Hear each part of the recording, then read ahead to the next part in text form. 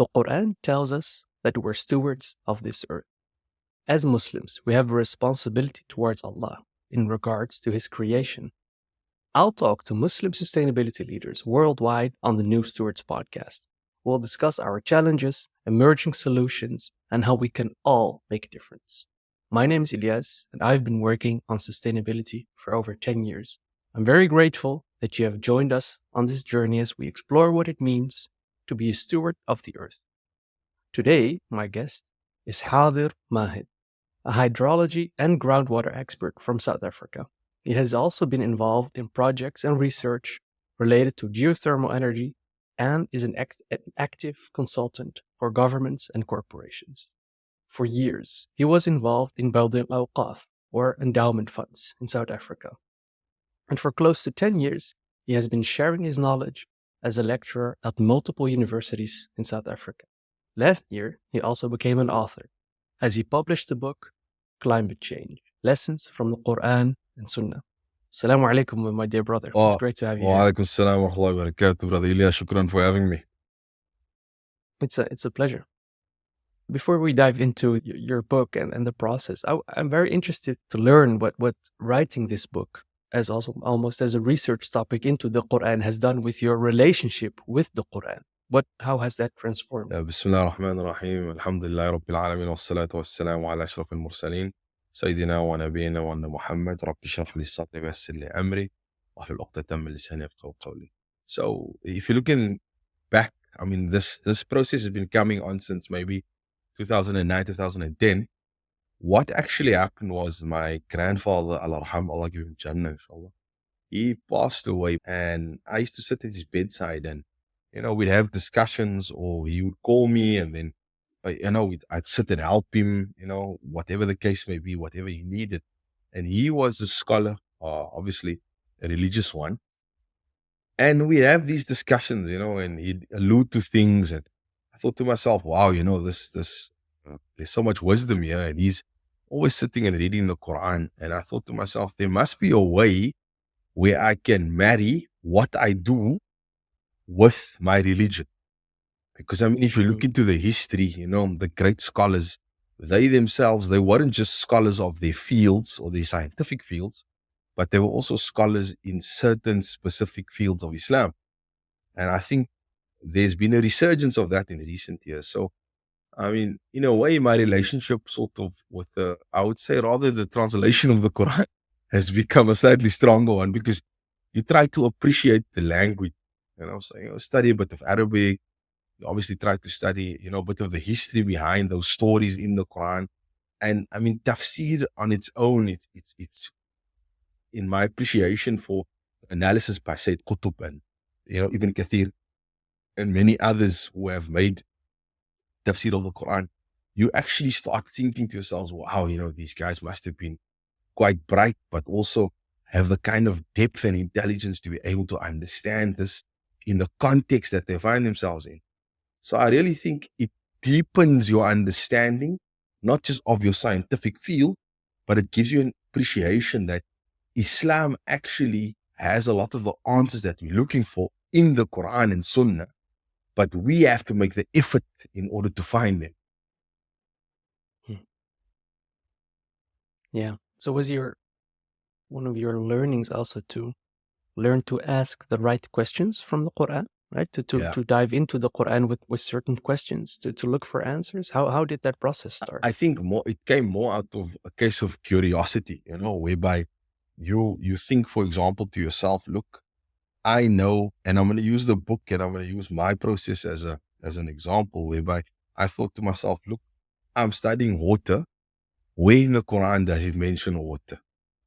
Then obviously, then you take it a step further. Okay, I see that. Now, where in the Quran are there stories related to water? And then you obviously things start coming up and they're popping. Then you go a step further. Then where in the Quran has water impacted people's lives?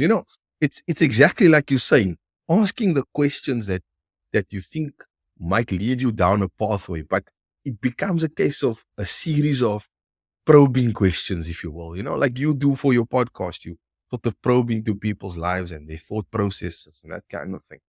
And I think that process of probing is what sort of develops your scientific thinking as well. Because, I mean, we look at, like I said, great scholars of the past. I mean, how did they come to these points? How did they derive these formulae? How did they? It was a case of, being aware. And I really feel that in Islam, we're very lucky because we learn to know the Creator through His creation. SubhanAllah, Allah gives us all these amazing things around us. And He's telling us, question. He's telling us to think. He's telling us all over the Quran. He's speaking to us and He's really guiding us along this scientific route of thinking, if you will. Yeah. Yeah. So there's what you're saying is that it's also perhaps a very logical result, because the Quran also invites you to ask questions and look around and study, the creation and the creator. Exactly. And you as a water expert, then that was the lens at which you look at the world. So it was a logical conclusion perhaps for you as a Muslim and water expert to eventually have that collision with the book. Yeah, exactly. That's beautiful. MashaAllah. Jazakallah khair. Yeah. Are you now much more drawn towards the verses in the Quran that are related to your topics because you have a deeper understanding of those ayahs? Or stories? It's a case of trying to understand those stories. And subhanAllah, we take for granted, reading and rereading. So, for example, I've read and reread some of those stories, particularly the tafsir of those stories. And every time, I think this is the miracle of the Quran. Every time you read it, and then you go read something else, related to modern science, or you do some research, and then you reread it at a later stage, it's like you find something new. There's another gem, there's another insight, there's another value add, there's another lesson, and so forth and so on. And I think that in itself is the miracle of the Quran. But we, in many societies globally, I mean, you see it when you travel, we just put it on the rack and we leave it there, and maybe once a week we go to it. But I think engaging with it and trying to understand and looking at, obviously, the Sunnah. I mean, the Prophet ﷺ himself said, he leaves behind the Quran and the Sunnah. If you follow that, you won't go astray.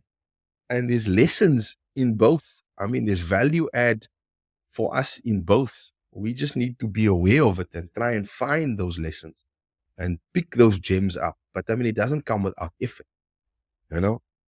We need to apply ourselves to do it. Yeah. So then after, well, you said you started in 2008, or that's when the process started. So after, close to 10 years, you published the book, Climate Change, a Lesson from the Quran and Sunnah. Yeah. We're living now in a time, I'm not sure about the news in South Africa, but all of the news here in Europe is about the forest fires, the extreme droughts. At the same time, the extreme rains in different areas, right? Like we've seen in Pakistan last year.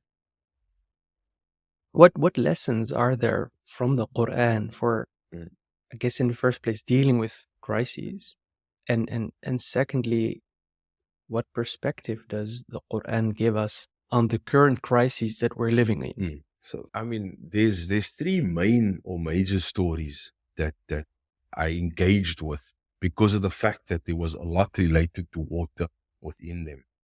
And I think I want to maybe start off with the story of Nabi Yusuf himself. Now, if you look at the story of Nabi Yusuf, it in itself is a miracle. Because if you think about it, it's the only story that's focused on one prophet in one surah from start to finish. Right? I mean, that in itself, there's only one of those in the Quran. There isn't another, So looking at that story in its entirety and understanding it really gives you a lot of insight into the life and struggles of a person. But similarly, I mean, for us in the modern context we find ourselves in, life is always full of struggle. So there's one section of that story in particular where Nabi Yusuf interprets the dream of a king. And the king at the time has a dream about 7 fat cows, and 7 thin cows and 7 ears of corn. So one set is dry and one set is full. And that 7-year cycle in a modern context, we find that we could link it to El Nino and La Nina. So that first lesson is a cyclical nature of things. I mean, in business, we're always thinking about growth and profit and year on year growth and why are we expanding? But we never look at the downside. We always want the upside, but in life, there's always got to be some kind of downside. There's ups and downs. Yeah. It's normal. So I think that's one of the first lessons that we can sort of draw from that. The other one is that in that story in particular, Nabi Yusuf, he saves in his good years for the bad years. I mean, our parents will always tell us, save money, put away, keep a little bit. But our generation, we want to burn everything, you know? So I guess it's also a beautiful lesson to show us that in the good times, keep something for those bad times. And what Nabi Yusuf did is he stored the grain and he protected it in the ear of the grain so that there wasn't consumption by insects or disease. And so there's lessons there in storage, in terms of understanding resource management, in terms of, dividing the resources equitably amongst those that have been impacted. And there's so many things that are in that short section of that surah that one could look into from a climate change, drought management, as well as, conservation perspective. And I really think that's sort of where the narrative started, for me personally. Yeah. Is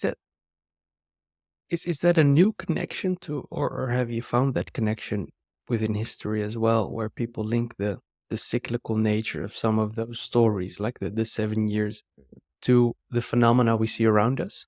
I'm I feel very careful to make those connections because I don't want to make the wrong assumptions or the wrong Yeah. connections. Is that something that we see in either tafsir or in history of Islam in science? Look, when it comes to my specific field of expertise, I came across it and I linked it to what I've seen in science. Whether or not we've Hmm. seen it in other places, I mean, I cannot obviously deny or confirm anything with regards to that. But from the perspective of what I've seen in my area of expertise, that's what we noticed. It's actually quite Hmm. interesting. I was talking to a climate scientist, and he was telling me the El Nino and the La Nina phenomena was also discovered by mistake because what happened was they were omitting or disregarding data sets that were sitting outside a normal recording. And only when they included that data did they realize that actually there is a cyclical event occurring here. So, subhanAllah, I mean, Yeah. 1400 years ago, it has been brought to our attention, seven good and seven bad. And we see it particularly in climate and hydrological cycle. But the flip side is also, as you said now in Europe, there's a whole bunch of anomalous events. I mean, I was seeing hailstones in Italy in the middle of summer. Right? You know what I mean? And forest fires and, these extreme events. And the other side is the story of Nabi Musa and Nabi Noah that handles these extreme events. So we'll take the story Hmm. of Nabi Noah as an example. Allah tells him in the middle of the desert, build an ark. The people mock him. They laugh at him. They tell him crazy. And for 900 years, he calls them to Islam. And then for 50 years or whatever the time frame is of that last one where he makes a dua, he builds that ark that Allah tells him. Now, there's also a very valuable lesson for us. I mean, Nabi Noah is building an ark in the middle of the desert. You could see it as crazy, but we need to, as governments and certain NGOs and organizations, ask ourselves, what is our ark in the desert? Thinking about things Hmm. like, okay, we're expecting erratic rainfall. We are expecting drought. We are expecting crop failure. How do we mitigate those measures? And I'll give you a good example. The city of Cape Town, they were possibly one of the first cities in the world to completely run out of water a few years ago, but they averted the issue. Those were all over the international news, Al Jazeera as well. And now they've put in place plans to spend close to, if I'm not mistaken, in the region of just over 2 billion euros, to give you perspective. 2 billion euros, which in our modern context is close to 40 billion rand, if you look at the 1:20 exchange rate. And they're going to spend that money on infrastructure and improving as well as expanding that infrastructure so that they can accommodate volumes of water to try and mitigate climate risk.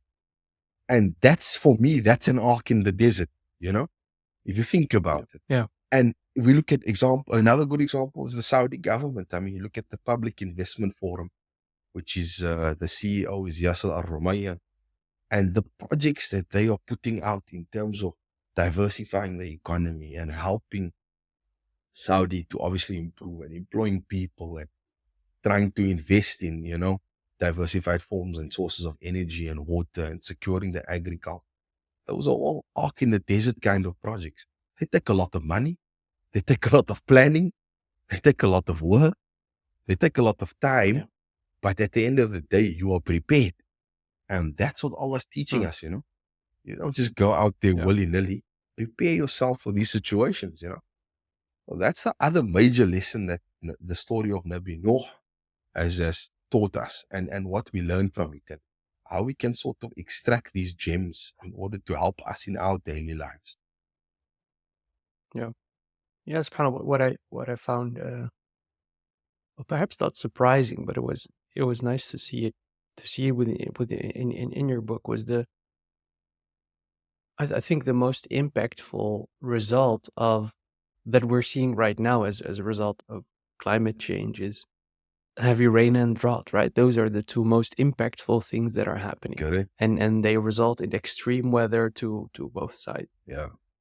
And those two themes appear in the Quran a lot, right? Exactly. So to have the rain as a source of, well, both life, but also as a warning in sometimes, if you look at the Surah of Nuh, and then to have drought as the other extreme. Yeah.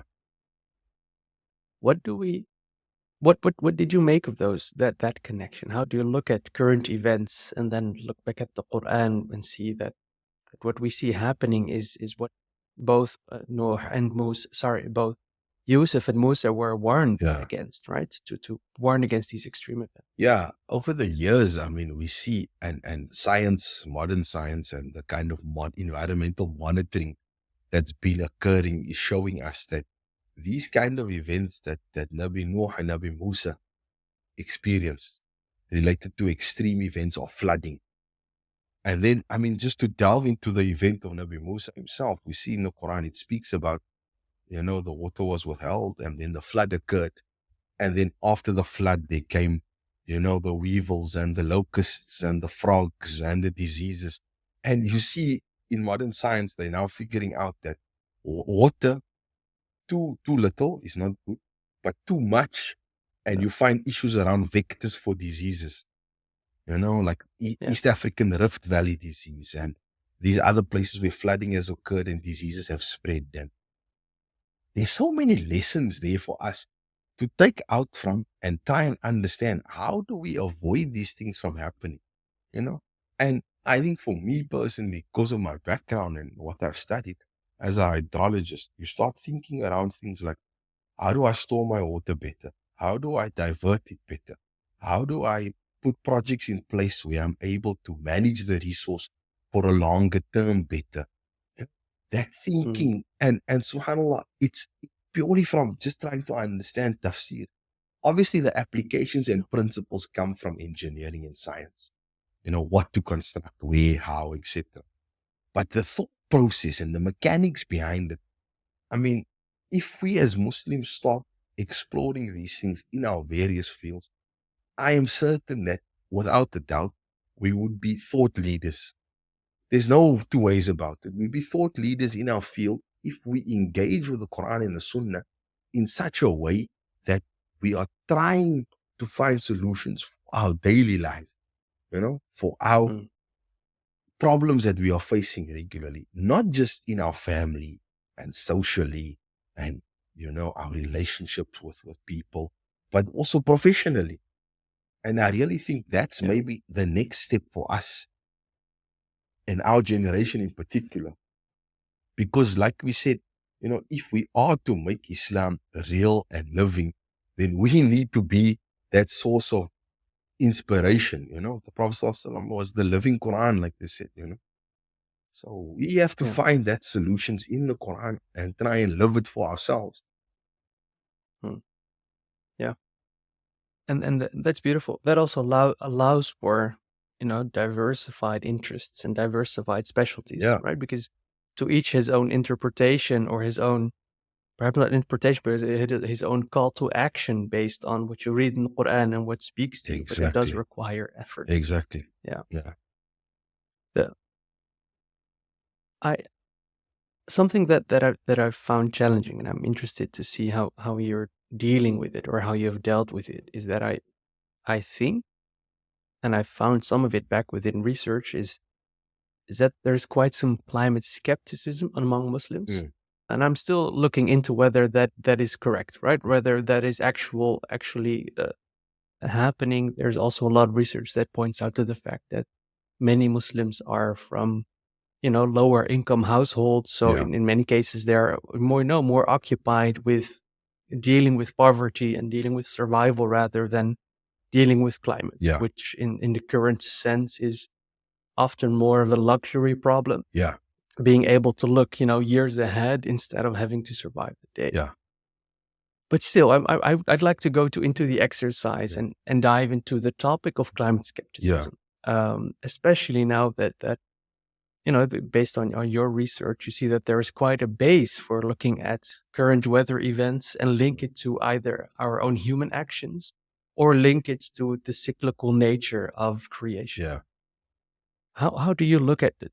Do you feel there is climate skepticism a lot among Muslims? Did you come across it more whilst writing your book, or now that you've published it? That's actually a very interesting point, brother Ilyas. You speak to people, some are just completely unaware, like you say, because they have day-to-day bread and butter issues, right? Some of them Yeah. don't care, and they worried about their own selves and, their money and their families.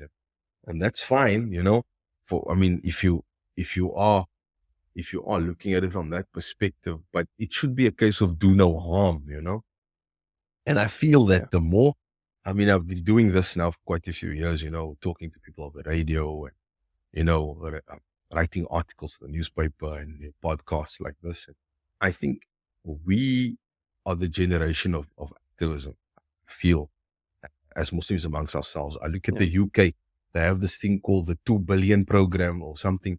I don't know if you've heard about it. There's a bunch of Muslim activists that are trying to... The 1 billion strong. There we go. And they're trying to create a narrative around us as Muslims and our stories related to climate change and our knowledge and what we can share, what we can bring to the fore. Because of the fact that you will notice many Muslim countries, your Bangladeshis, your Pakistans, basically that whole thinking or idea around, climate change and Islam and what's the relationship. I think possibly in previous generations, it wasn't really thought about, it wasn't really an issue. But obviously our generation, the 1 billion strong program, and the fact that many Muslim countries, there the power goes out. This is a normal thing in our country. Wow. Okay. Yeah. So in many Muslim countries, and particularly African countries as well, are directly or majorly impacted by these issues, of climate change. In the West, not so much.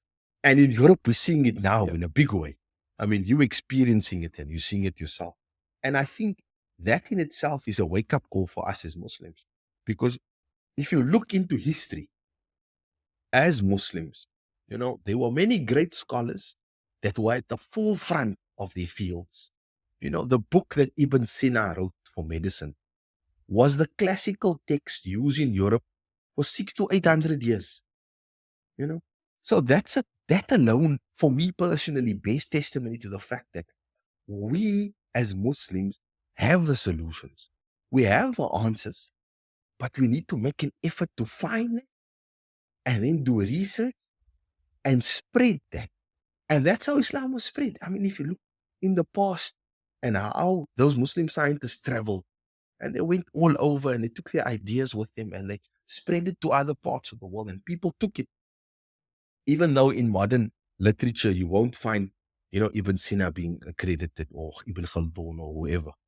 And as time went by, we see now in the 70s, there was a very interesting book written by Maurice Bucaille on the Quran and science and the Bible.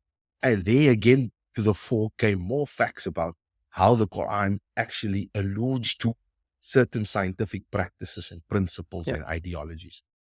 And after that, we see Zaghlul Najjar. He's a geologist from Egypt. He delved further into that and he sort of expanded on it. And in the 90s, there was more and more work done. And actually this year, there's a professor that released a book on, Islamic science and thought. He's at the University of Sharjah. He's an astrophysicist. I forget his name. And he wrote a book about that. And you can see in that trajectory, along that spectrum, there's that scientific thinking, with an Islamic grounding. And I think that should be the approach that we should be taking.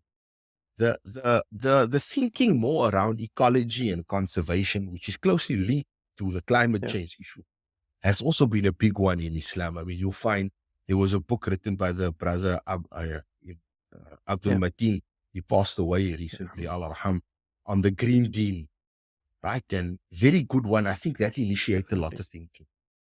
Then we have people like Ibrahim Azdomer, who is very, very active in terms of philosophical thinking around ecology and Islam, and Fatima Kawanda Yassin, who is from Austria, and people like Rien, who is from Holland. She's a Muslim revert, and there's a few others, but the focus has largely been around ecology. Ecology in Islam and its preservation. We as Khalifa.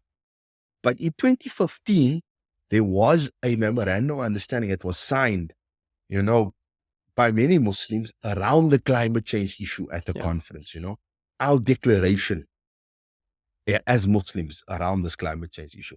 And I think that's where the shift came in. You don't really find it in the literature. You don't see it. And these campaigns started. And for me, the realization came a little bit before that because of obviously speaking to my grandfather and, doing my research and my background and interest. But the academic literature largely has been philosophical, about thinking and the ideas behind it. And it's good. It's a starting point.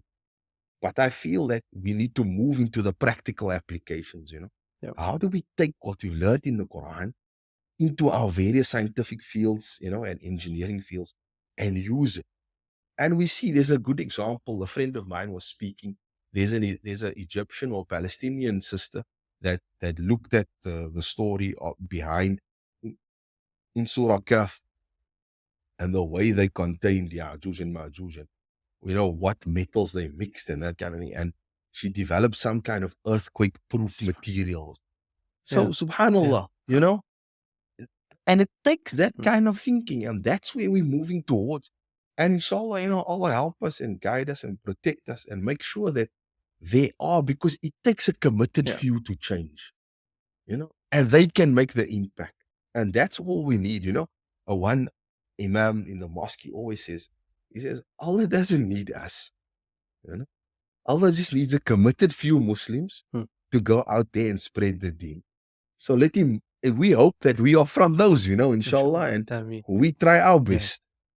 I get what you're saying is that, that a different relationship with creation, a different relationship with resources and with our immediate surroundings is the result of a better understanding of the Quran, especially within our fields, right? Yeah. I think that's the most important thing, that relationship. Because you will see and you will notice that in general, we find, right? Unfortunately, depending how you want to look at it, the relationships you develop with not just the things around you, but with the tools you have, with the people, with doing certain actions, muscle memory kicks in. So then it becomes sick. It's like a child. I mean, I like to use the example because I have children. I have a 9-year-old, right? And there's times where you call him and you say, like, it's time for Salah, for example. And he'll say, again, now, Yeah. not today. Why 5 times? Why? But I've noticed over the years, the more he does it, the more it becomes second nature, the more it becomes habit. And I think it's like that with anything, You recite the Quran every day, it's second habit, You exercise every day, it's second nature. You probing the Quran, or you asking questions from the Quran, or you going into that. Eventually, it becomes second nature. You're reading the Quran, now you read the tafsir, now you read the analysis, you read the history.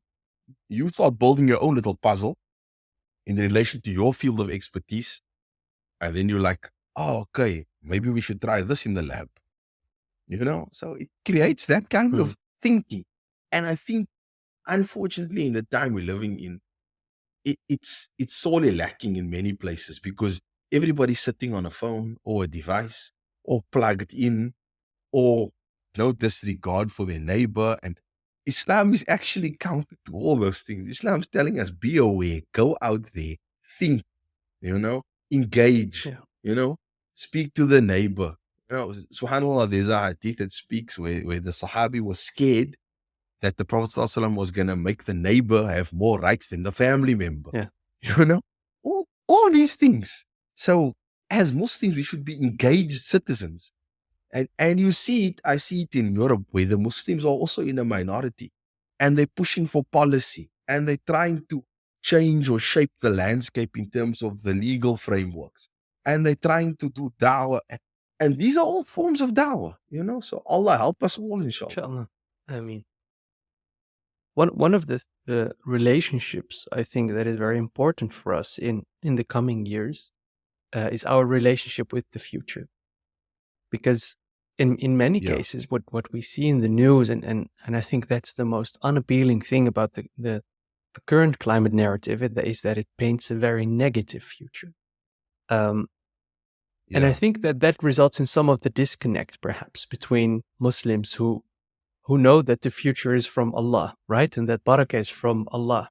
Yeah. And I am wondering whether that disconnect results in too much of a passive relationship towards the future, in regard as opposed to, actively working on building a better future, rather than leaving the future to Allah. And at the same time, we are encouraged, of course, to live as if there is no tomorrow, right? As if today is the day we die. Yeah.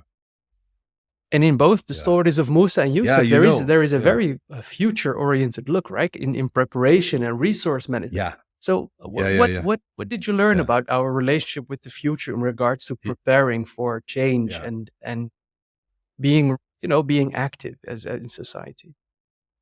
Yeah. Yeah, subhanAllah, that it's a very interesting question from the perspective of, you think about how we look at tomorrow, because we don't know if we're going to be here. But there's a hadith of the Prophet ﷺ, and I like this hadith in particular, because in it is a lot of lessons, The Prophet ﷺ speaks about the day of Qiyamah and the bell for the day of Qiyamah ringing.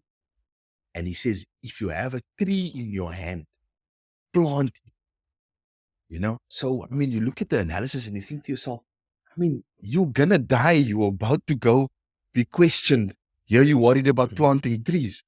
But it might be that one act that can put you into Jannah. It could be that one act that could save a life. It could be that one act alone that could help somebody or inspire the next person. And I think that is the lesson. Because from the perspective, if we look at it, our actions, our thought processes, our activism as well, is what is more important than the results. The results in Allah's hands. If we think about it and we really look at it, that is why istikhara for the Muslim is so important. You go sit on your musalla, you got the big decision in your life, you don't know what to do. You go make istikhara and you ask Allah, what is the path I should follow? Because Allah knows the result. And I think that, subhanAllah, that is the wisdom of all the things that are in the sunnah that we've been taught. There's so much that we need to still engage with and think about and look at and read about and, really sort of try and practice in our Mm, daily lives. But fundamentally, to answer your question, the results are in Allah's hands. The mm, effort is ours. Because in the Quran, you see it everywhere. Allah says, Ya ayyuhalladhina amanu, oh, you will believe, wa amilu salihat, and do good deeds. Those two are mm. always linked. Yeah. Allah doesn't speak about, He doesn't tell you about, oh, you will believe, and you'll know the end result. Oh, you will believe, you'll see this and that. He says, you must first believe, then you must make effort. And the result is in Allah's hands. Allah will take care of it, And that's the thing I think with being Muslim, we believe it's our fundamental principles, qada and qadr. We believe that Allah will take care of the end of the things, and whatever that result may be is in His hands. And, we say, Bismillah tawakkaltu ala Allah, and we carry on. Yeah. Yeah. That's interesting.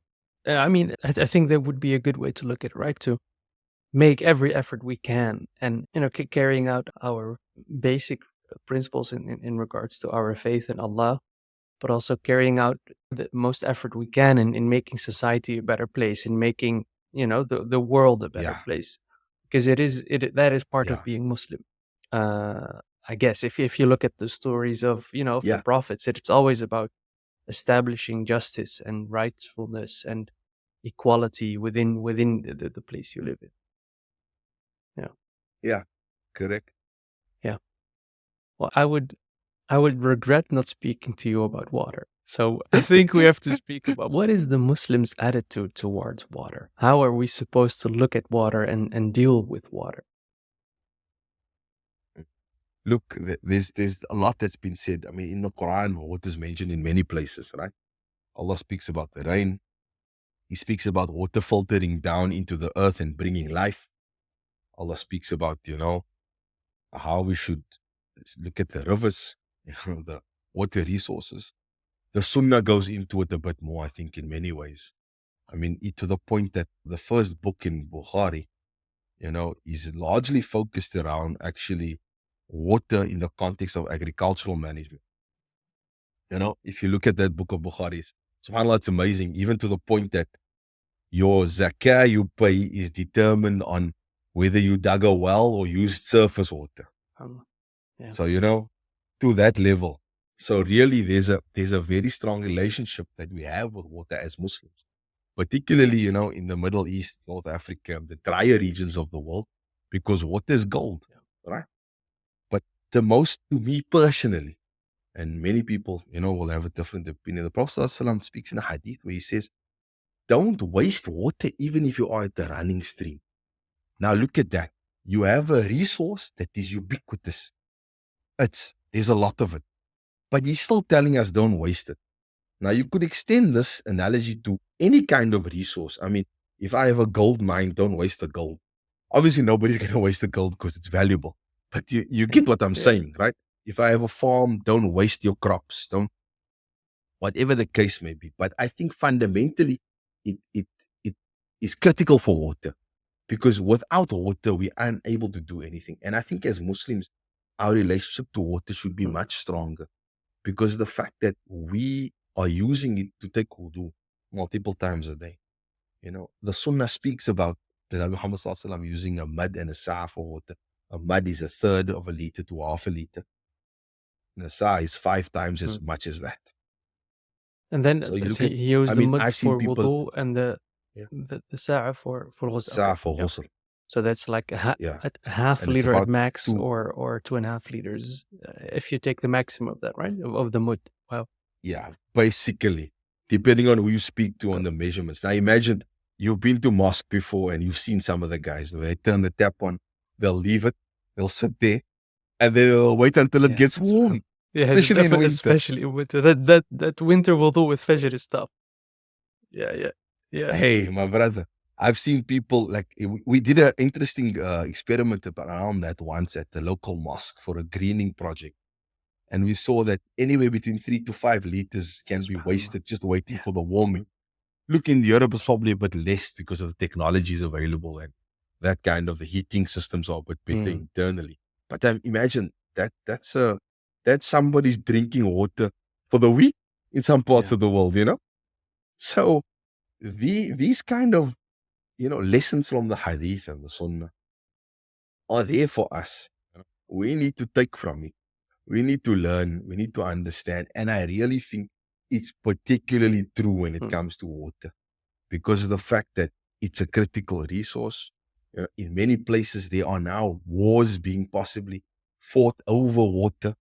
There's a lot of friction related to water resource management across borders. And we need to just be aware and try our best to execute on the sunnah.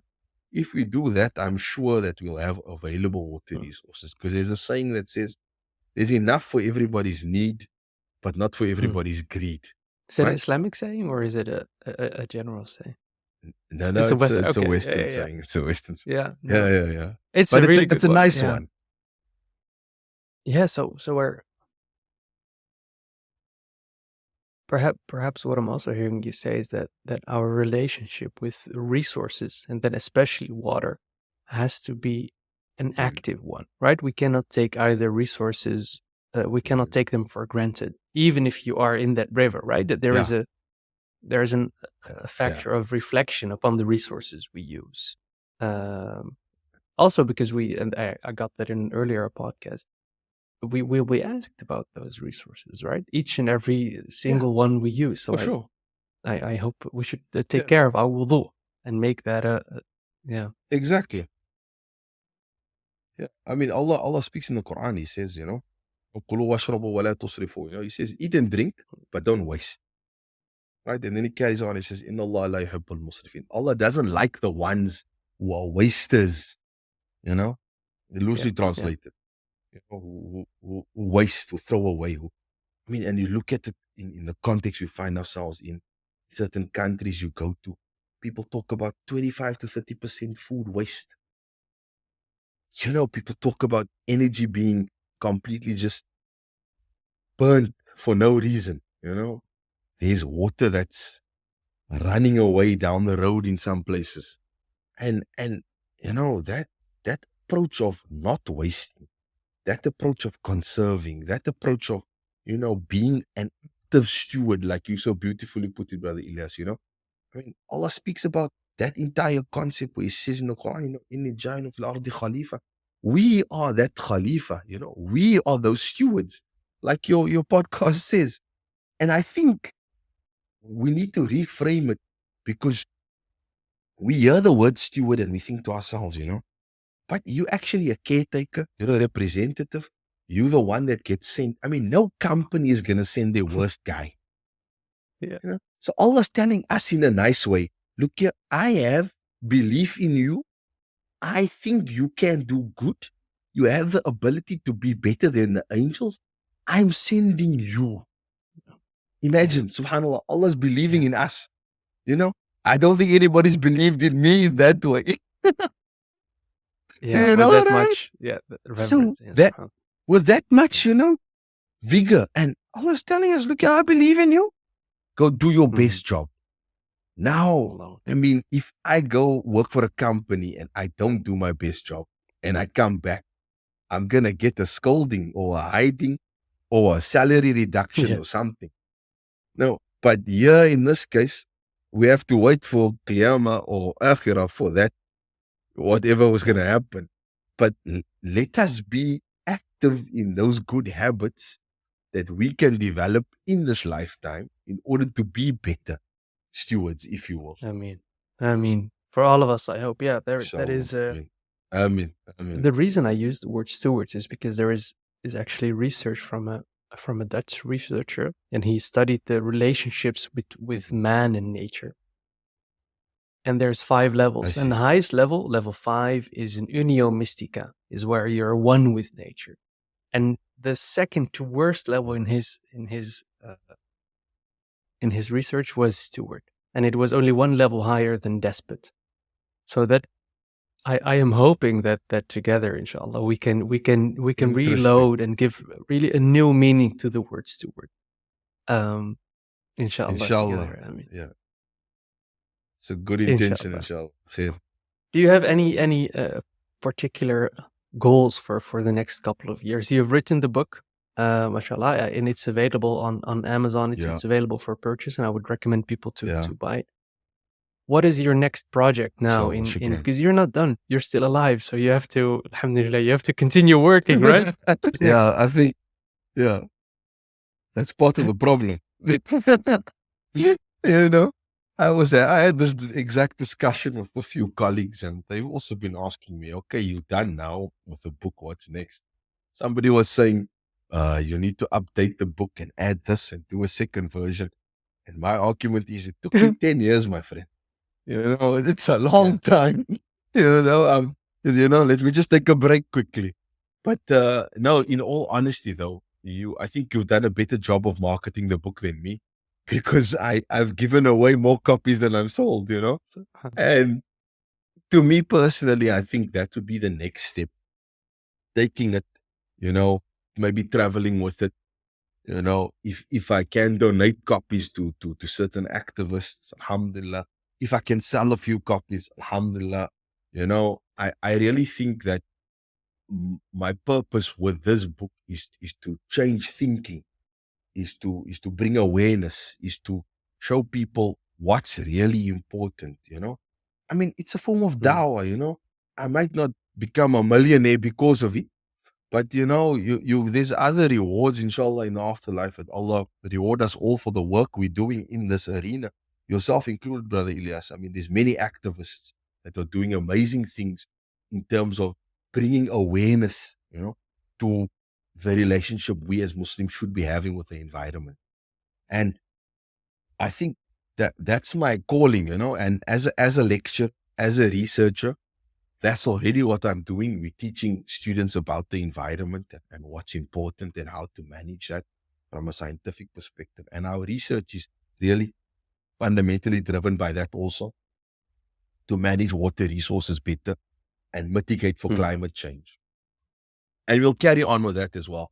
But this interest, the book I've written, obviously, and the big passion of mine is to try and get it to as many people as possible, so that they can, have, because everybody has an aha moment. And I'm hoping, if not everybody, but at least a few people will have an aha moment when they read the book, to get them thinking about our relationship as Muslims with the environment. Ameen, inshallah. The book, once again, the book is Inshallah, called ameen. Climate Change, Lessons from Quran and Sunnah. My dear brother, Hadir, Jazakallah khairan for your time and for your knowledge. I've enjoyed reading the book. It has now become it's just an active part of knowledge and research for me. So I hope it will be very beneficial for you in this life and the next. And I look forward Inshallah, ameen. to your next project, inshallah. Jazakallah khair. Inshallah. Shukran to you, Brother Ilyas. Shukran to all the listeners, and shukran for having me. And inshallah, let us, be active in the decisions we make when we go out there into the world, as stewards, as you said. Ameen. Inshallah. I mean, inshallah.